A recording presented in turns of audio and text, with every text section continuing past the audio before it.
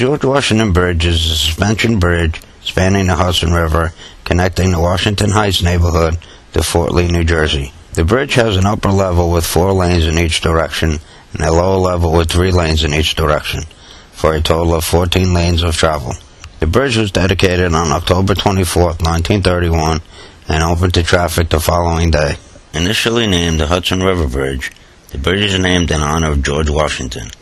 The lower level, which had been anticipated in the original plans, was opened to the public on August 29, 1962. This lower level has been waggishly nicknamed Martha. The additional deck increased the capacity of the bridge by 75%, making the George Washington Bridge the world's only 14-lane suspension bridge, providing 8 lanes on the upper level and 6 on the lower deck. The George Washington Bridge is among the sites in New York City often chosen by people who commit suicide, along with the Empire State Building. The George Washington Bridge Bus Terminal, or George Washington Bridge Bus Station, is a commuter bus terminal located at the east end of the George Washington Bridge in Washington Heights. The station is built over the Trans-Manhattan Expressway between 178th and 179th Streets and features direct bus ramps on and off the upper level of the bridge. The complex includes the 175th Street station of the IND 8th Avenue line of the New York City subway, located at Fort Washington Avenue and 175th Street. It opened January 13, 1963. The building is constructed of huge steel reinforced concrete trusses, 14 of which are cantilevered from supports in the medium of the Trans-Manhattan Expressway, which it straddles. The building contains murals as well as busts of George Washington and Outmar Amont, the civil engineer who designed the bridge. The first floor of the bus terminal has shops in the waiting area. There is also a New York City off-track betting parlor located on the first floor.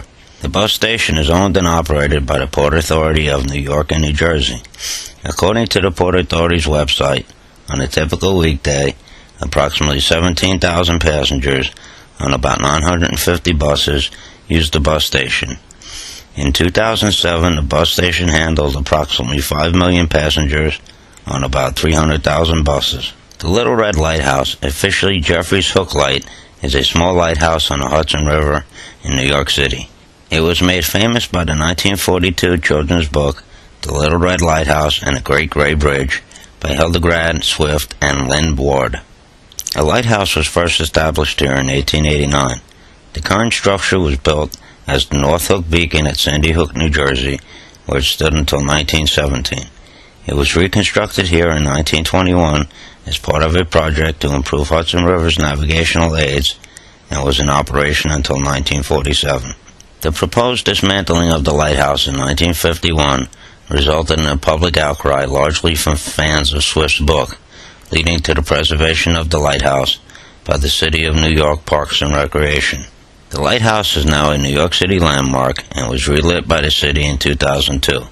It was listed on the National Register of Historic Places as Jeffrey's Hook Lighthouse in 1979.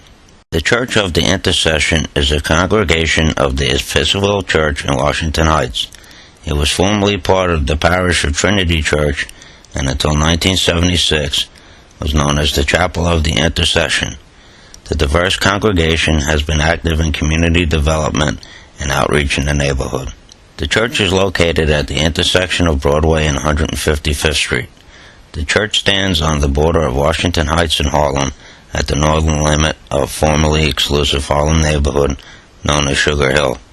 Under the leadership of Reverend Dr. Frederick B. Williams, in the last 2 decades of the 20th century, the church became the unofficial headquarters for visiting African prelates, among them Archbishop Desmond Tutu of South Africa. The Church of the Intercession is known for its annual Clement Clark Moore Festival, the oldest continuing Christmas tradition in New York.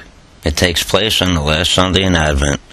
At the center of the service is the reading of Moore's narrative poem, A Visit from St. Nicholas. The Paul Robeson Residence, also known as the Roger Morris Building, is a National Historic Landmark building located at 555 Edgecombe Avenue in Washington Heights. It was the home of Paul Robeson. For the first 25 years of its existence, this building was restricted to only white tenants. Around 1940, As the racial characteristics of the neighborhood changed, this real change in this building became well known for its famous African American residents, including the musician Count Basie, boxer Joe Louis, and the actor Paul Robeson. Robeson lived here from 1939 to 1941. After his death in 1976, this building was landmarked in his honor. It was declared a National Historic Landmark in 1976. The Morris Dremel Mansion, also known as the Roger and Mary Phillips Morris House, located in historic Washington Heights, is the oldest house in Manhattan. It served as headquarters for both sides in the American Revolution. It was built by Roger Morris in 1765 and reflects the Palladian style of architecture. Morris, the nephew of a successful English architect, was greatly influenced by the designs of the 16th century Italian architect Palladio. His residence includes a monumental portico and pediment supported by grand Tuscan columns and a large two-story octagonal addition at the rear. The octagonal room is believed to be the first in the country. The house was purchased by New York City in 1903. The house was declared a National Historic Landmark in 1961. Today the house is lavishly decorated with period furnishings and careful reproductions of period carpets and wallpaper. It is open to the public as a historic house museum. The Cloisters is the branch of the Metropolitan Museum of Art dedicated to the art and architecture of European Middle Ages.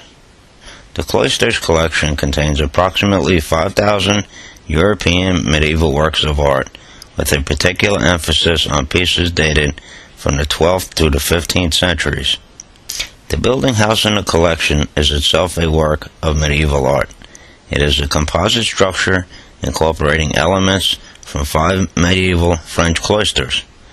These disassembled European buildings were reassembled in Fort Tryon Park in a setting with gardens planted according to horticulture information culled from the various medieval documents and artifacts.